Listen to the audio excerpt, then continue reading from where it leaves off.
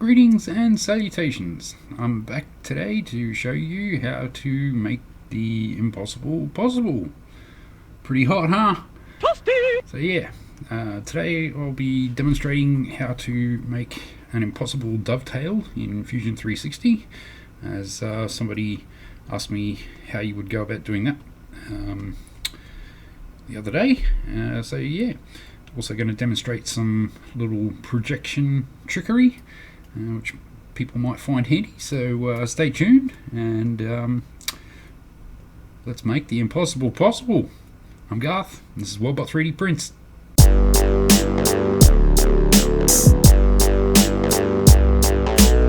Alright, so to start with, for our impossible dovetail, we'll start by just making a sketch. It's going to be fairly simple. We'll just do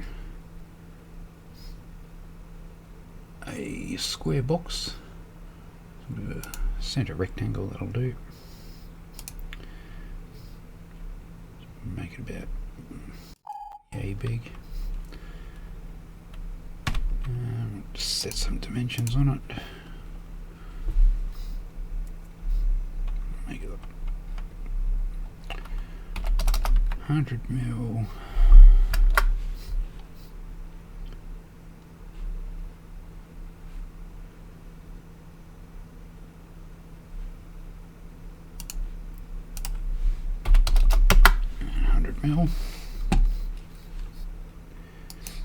Stop sketch and just extrude that up. Let's go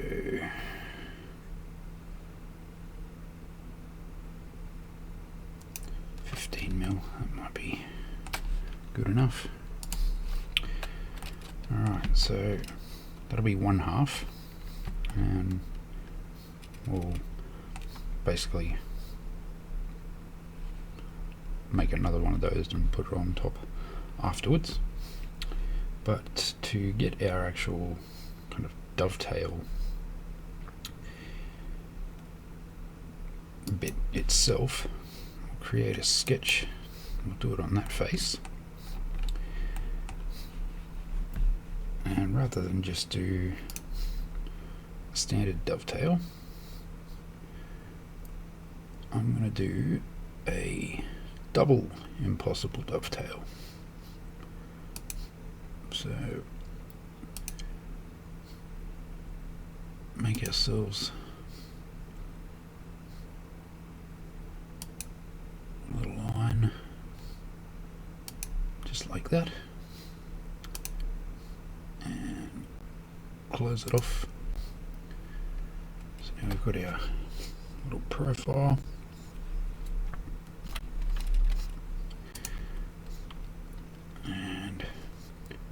Let me just double click those lines, Control C, Control V, and we can drag that one over there.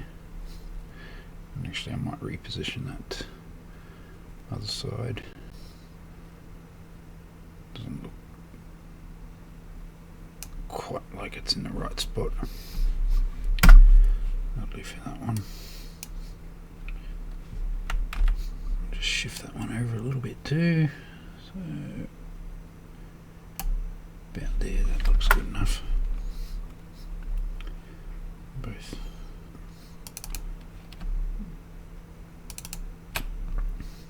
Double click both of those, Control C to copy them. Stop sketch. And we'll come around and create another sketch on, whoops. Deselect those, create another sketch on this side. And we can just paste them straight on there. Okay, and stop sketch.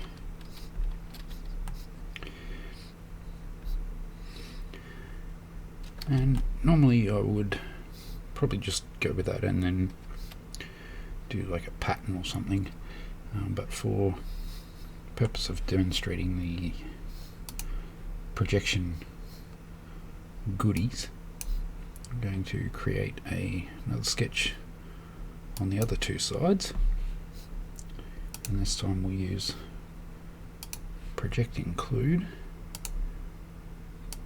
and we'll select all those lines.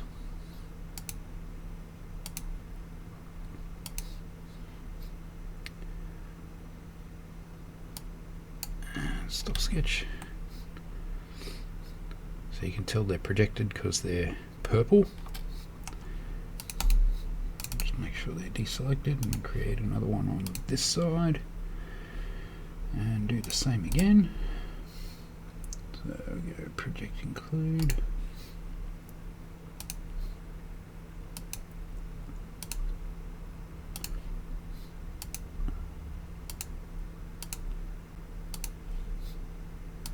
Okay, stop sketch. So now we've got them on all four sides. And what I might actually do is go back and just add some dimensions to those initial ones. So we'll edit sketch. And I'm not actually going to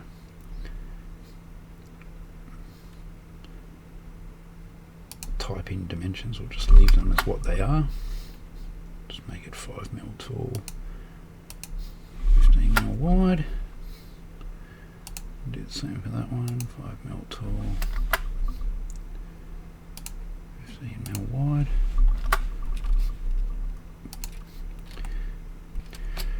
Alright, so we've got our little profile sketches here.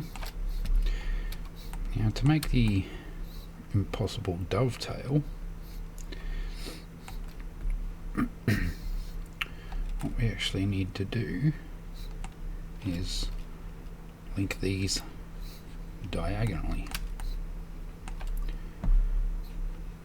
and the easiest way to do that, so we'll do a loft, and we want our profiles.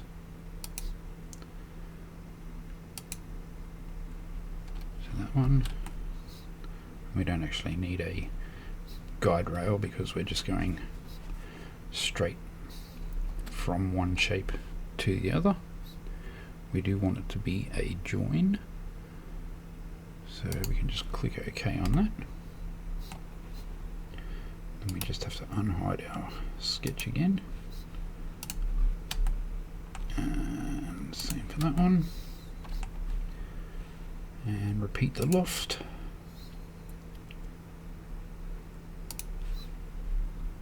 From that one to that one.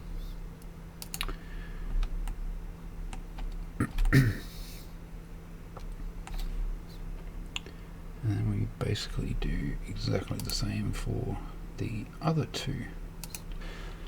So now you can see we've got those 4 lines there, and this is where it gets kind of tricky, and we will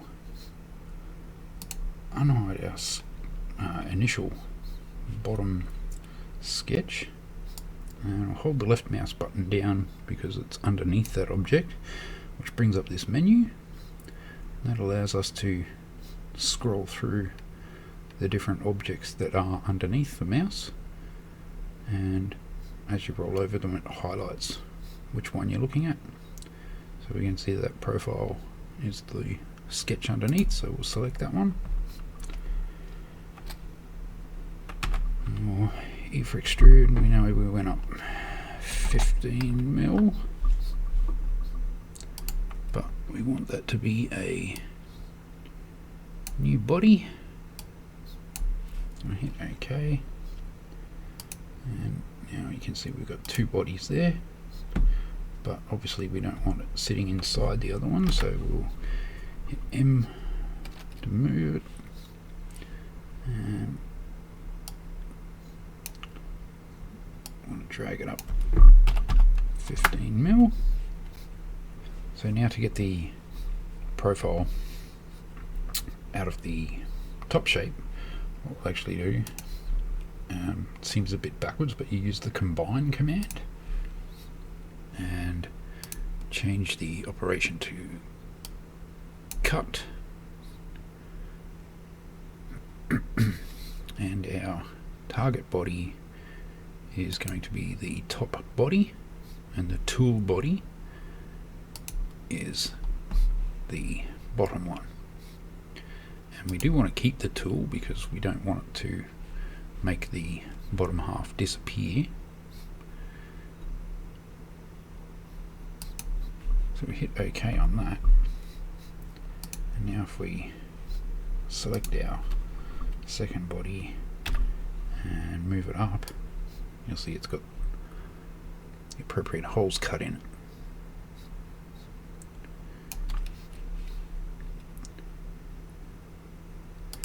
So we'll just cancel that. And just to make it a little bit more visually apparent, we'll change the appearance of some of these. We'll just, oops, go into our library. Let's go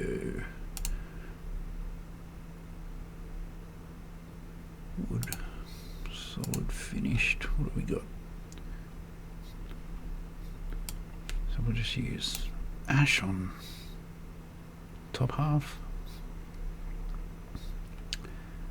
and let's go for mahogany on the bottom.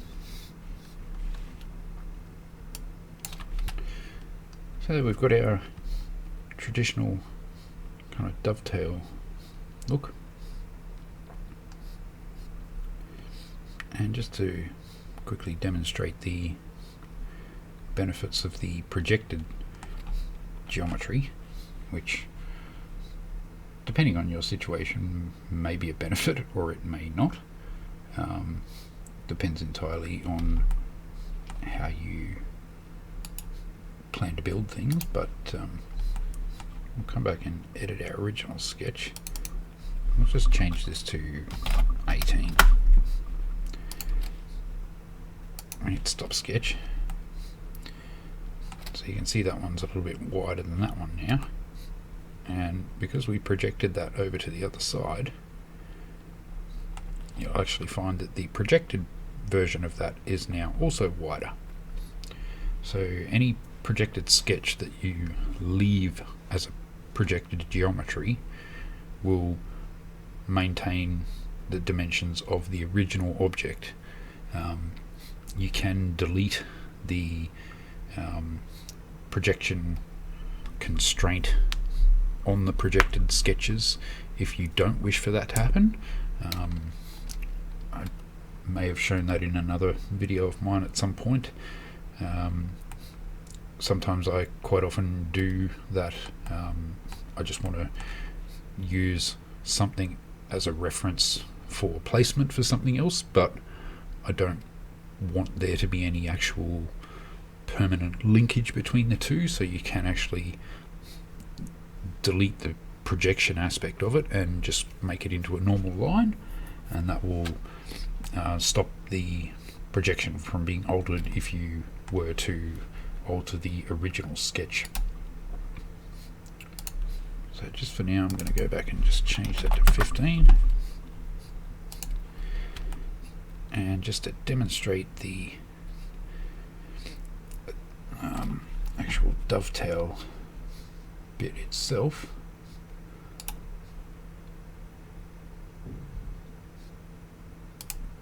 I'm going to create new component from body, new component from body. So we've got component 1 and component 2.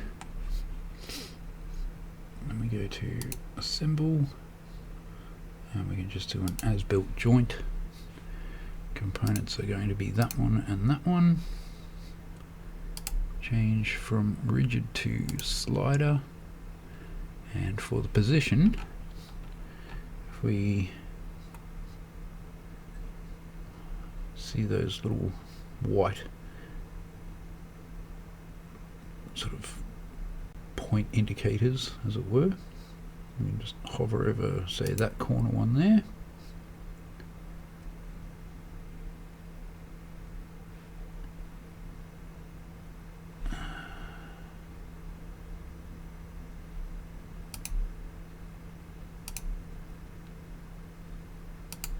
make that a custom.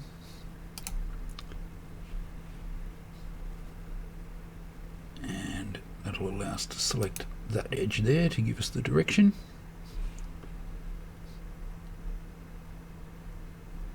And as you can see, when it animates, it just slides those across there, demonstrating the operation of our impossible dovetail.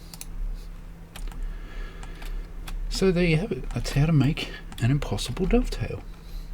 Well, there you have it, guys. That's how to make the impossible dovetail, or double impossible dovetail, as it were. So yeah, thanks for tuning in, and if you have any comments or suggestions or things you didn't like about it, let me know in the comments, and give us a thumbs up and subscribe and all that kind of jazz.